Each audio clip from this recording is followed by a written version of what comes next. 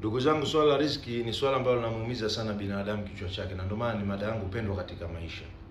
Mimi nimeona baadhi ya miujiza kwenye maisha yangu, especially kizazi hiki cha sasa hivi kinatakiwa kukumbushwa sana kwenye ile swala, kwa sababu tumetolewa kwenye imani ya Mungu ndo anayeturuzuku, kuletwa kwenye juhudi binafsi, kuamini kwamba kila unavyofanya kazi, kila unavyokwenda mbio, wewe ndio wewe unapata na sio Mungu.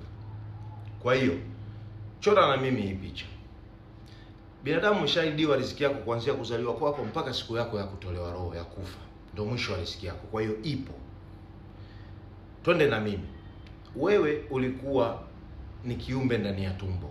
Umezaliwa, kulikuwa na malipo pale. Hujalipa wewe, lakini maisha yako yamekuendea. Ukaanza kunyonya, ukalishwa, ukatambaa, ukatembea, ukasoma.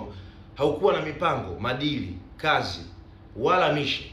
Upo tu, lakini yako yanakuendea mwanangu vizuri, maisha yako yanaenda. Unadhani nani alikuwa anaendesha hayo maisha? Hata kama ni kupitia wazazi wako, nani alikuwa analeta riziki yako wewe?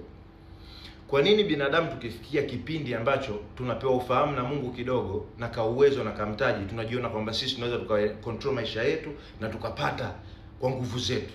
Sijaelewa kwa nini. Sijaelewa kwa nini fikra hii inatujia binadamu na tunaacha kuamini kwamba Mungu ndo anaturuzuku. Kwa sababu tumeshaambiwa katika kitabu kitakatifu, wa yarzuquhu min haythu la yahtasib, Mwenyezi Mungu humruzuku mja wake kwa njia ambazo yeye hasiyotarajia.